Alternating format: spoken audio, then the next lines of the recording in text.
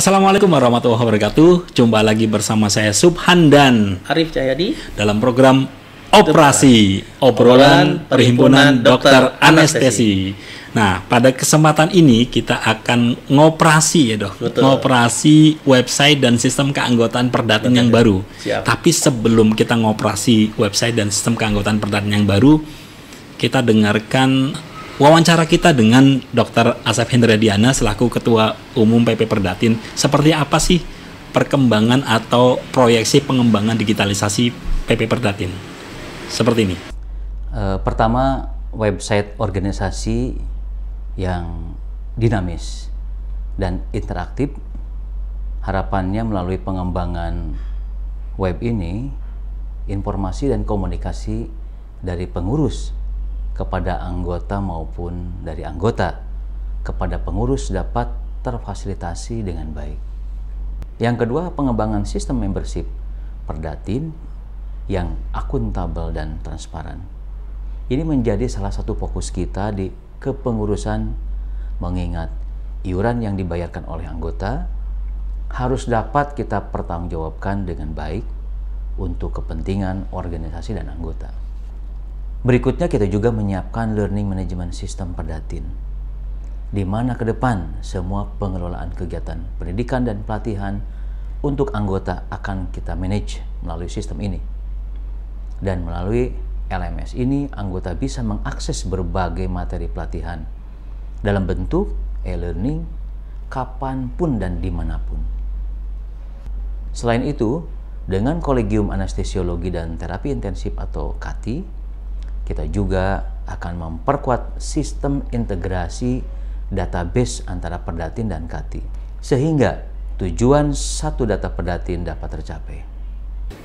Oke dok, tadi kita baru menyaksikan video wawancara dengan Dr. Asep Hendradiana, Ketua Umum PP Perdatin, terkait dengan digitalisasi yang sekarang sedang dikembangkan di Perdatin. Nah, tahapannya seperti apa dok? Apa dulu yang dikerjakan, kemudian apa manfaatnya buat anggota dok? Baik, terima kasih Pak Suban atas waktunya. Prinsipnya sebenarnya kita sedang bertransformasi nih. Bertransformasi seperti arahan dari Dr. Asep, bahwa kita menuju ke sebuah proses yang namanya digitalisasi. Digitalisasi ini harapannya adalah sebuah kemudahan bagi kita sebagai pengurus dan juga terutama bagi anggota tentunya ya. Untuk apa? Untuk mengakses semua pelayanan dari pengurus pusat, termasuk juga pengurus cabang tentunya nanti. Jadi dari sini harapannya digitalisasi ini adalah membuat semua akses pelayanan itu menjadi lebih mudah. Nah, tahapannya yang pertama kali kita lakukan adalah kita membuat sebuah website yang lebih user friendly istilahnya. Jadi lebih mudah diakses, lebih bermanfaat, lebih banyak hal yang bisa digunakan oleh anggota. Jadi dulu kan istilahnya kesannya pelayanan Perdatin itu sekedar bagaimana STR bisa terbit, bagaimana Perdatin mengeluarkan sebuah rekomendasi untuk SKP gitu kan, bagaimana koordinasi dengan KATI seperti itu. Tapi nanti ke depannya semua hal ini akan bisa diakses melalui website. Bahkan nanti yang jangka pandangnya seperti yang tadi sudah disampaikan di video, kita akan membuat sebuah e-learning. Jadi pembelajaran via website atau jarak jauh. Jadi complete system ya dok? Complete system. Jadi benar sebuah environment.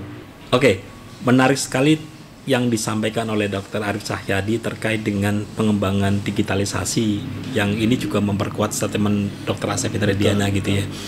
Dok, terkait dengan sistem keanggotaan ini kan sudah berubah ya dok ya? Sudah berubah dari sistem yang lama ke sistem yang baru. Ini perbedaannya apa dok? Baik, sebenarnya gini, semua ini berangkat dari pertanyaan besar, apakah anggota kita mengingat yang namanya NPA kita atau nomor pokok anggota. Jadi nomor pokok anggota itu tidak lagi sekedar nomor, tapi memuat sebuah informasi.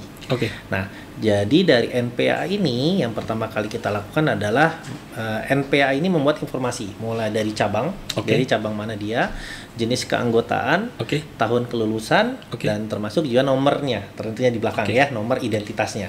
Nah, dari nomor pokok anggota ini akhirnya anggota bisa mendapatkan akses Oke. ke website kita. Oke.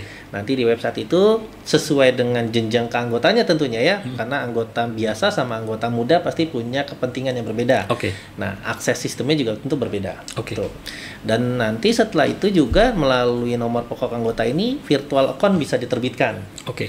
Dari nomor pokok anggota ini history atau riwayat keanggotaan, riwayat pendidikan, sehingga nanti proses pengurusan sertifikat kompetensi itu bayangan kami di pengurus pusat itu sudah otomatisasi.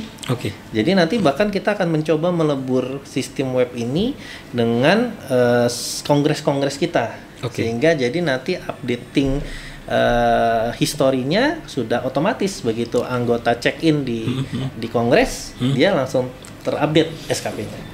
Dok, kita coba cek sistem keanggotaan ya, Dok. Baik, sistem keanggotaan. Jadi untuk login ke ke sistem itu kan ada dua berarti ya, Dok ya. Betul. Login sebagai pengurus dan login sebagai mungkin bukan pengurus, login sebagai administrator. Login sebagai admin dan login sebagai anggota.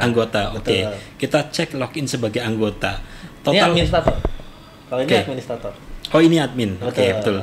Login sebagai admin. Dok. Ini login sebagai admin ini jumlah total anggota yang terregister 2.953 ya, Dok ya. Betul. Ini bisa dijelaskan, Dok? Baik. Jadi dari 2.953 ini adalah sebuah update terbaru dari hasil kemarin kita memverifikasi. Jadi proses migrasi dari data lama ke data yang baru akhirnya membuat kami mendapatkan jumlah anggota terbaru di Perdatin. Itu yang pertama. Kemudian nih data anggota. Nah, ini udah percabang ya, Dok ya, data anggota percabang. Ini totalnya 2.953. Nanti kita tampilkan di video khusus ya, tampilannya seperti ini. Ada 2.953 data anggota. Dan ini luar biasa ya, Dok ya. Alhamdulillah ini berkat dukungan dari semua anggota, dari pengurus cabang terutama gitu ya. Alhamdulillah ini adalah sebuah updating terbaru kami yang sudah kita update juga bahkan ke WFSA ya. World Federation of Society of Anesthesiology, kita sudah mengupdate data ini sehingga kita sudah terdaftar menjadi 2.953 anggota.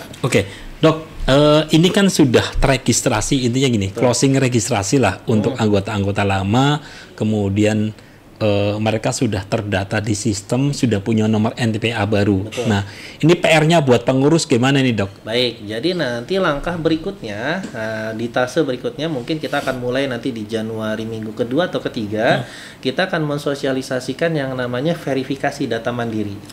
Jadi verifikasi data mandiri itu artinya nanti anggota meloginkan dirinya ke dalam website sebagai nama beliau sendiri, sebagai anggota beliau sendiri, dan dia bisa mengupdate datanya.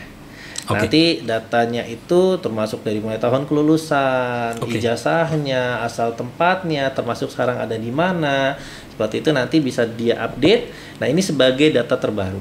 Gitu.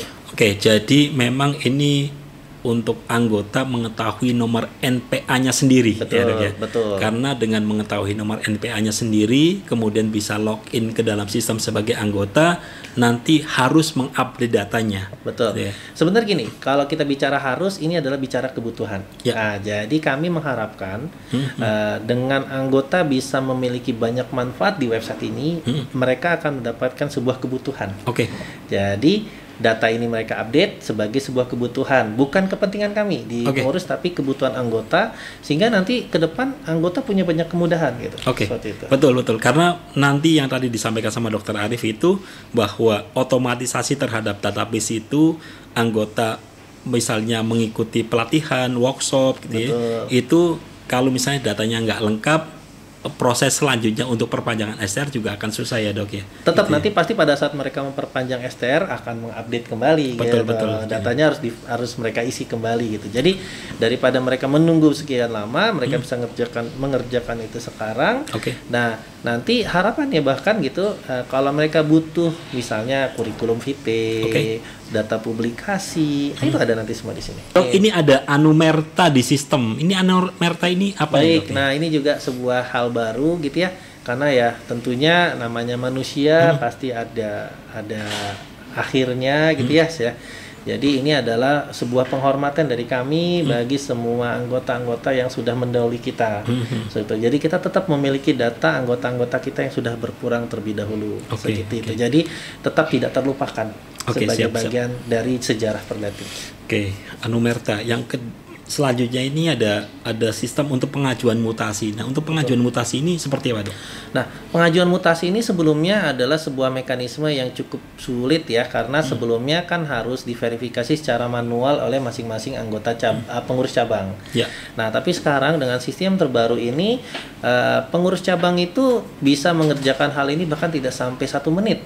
Jadi dengan beliau sudah mendapatkan informasi usulan untuk mutasi, permohonan mutasi, dia tinggal login sebagai admin, kemudian meng-approve, dan kemudian nanti di cabang selanjutnya menerima, sudah selesai. Jadi tidak sampai 2 menit proses mutasi selesai.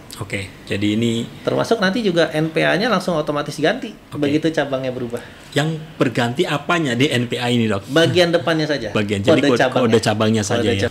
Dok, ini ada fitur iuran dan tapsol ya untuk anggota dan pengurus. Nah, untuk anggota sendiri mekanisme iuran seperti apa sih, Dok, di selanjutnya? Jadi nanti untuk iuran ini tentunya nanti anggota akan mendapatkan VA, virtual account, yang yang menjadi akses buat mereka untuk membayar. Nah, virtual account ini akan diterbitkan per tahun. Jadinya nanti sebagai pengurus kami juga tahu anggota ini membayar buat tahun berapa.